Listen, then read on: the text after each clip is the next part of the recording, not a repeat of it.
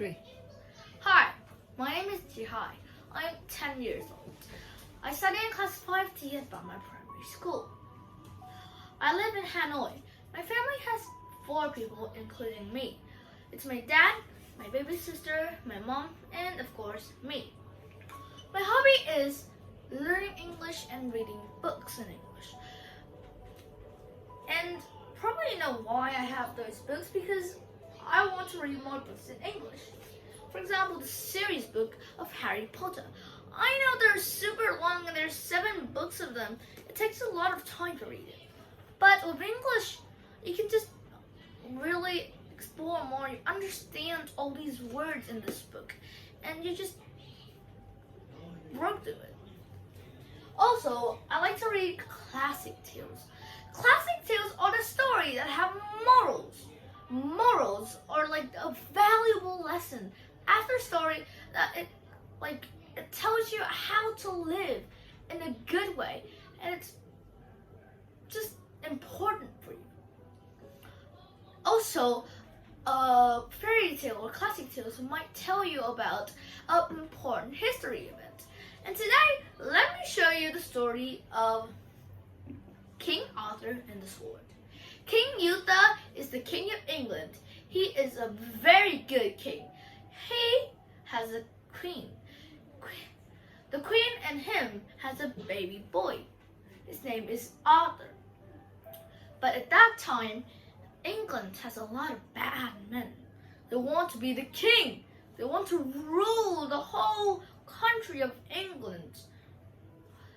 So because of the safety of the baby boy, King Arthur says to the servants, "Bring the baby boy to Sir Ector, but do not tell him that this is the baby of the son of the king."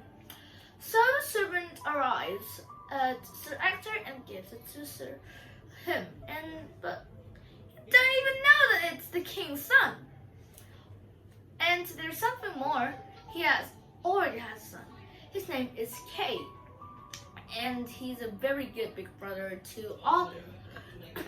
When Arthur is big and strong, Sir Ector usually gives the boys to tournaments. Tournaments are where the brave horse and the great knight fight with each other, and it looks really cool.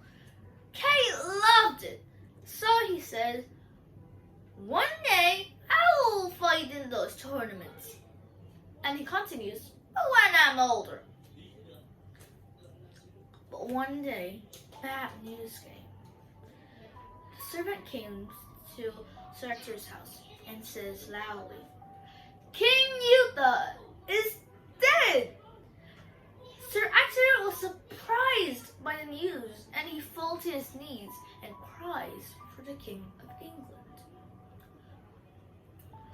And the servant continues, "Tomorrow, go to the road to London. There's a big rock, and there's a sword."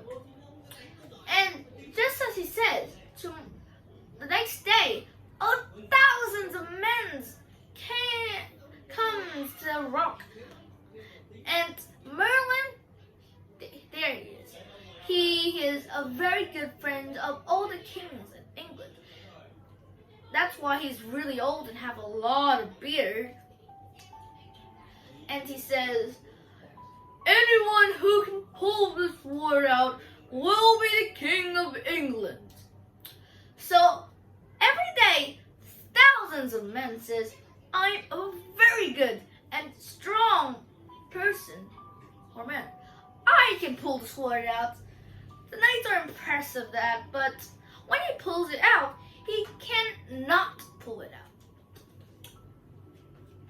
A lot of time later, when Kay and Arthur is already adult, Kay fights in tournaments. But one day, Kay forgot his sword at home. So Arthur says, "I can run home fast and pick your sword." So he wants to be fast.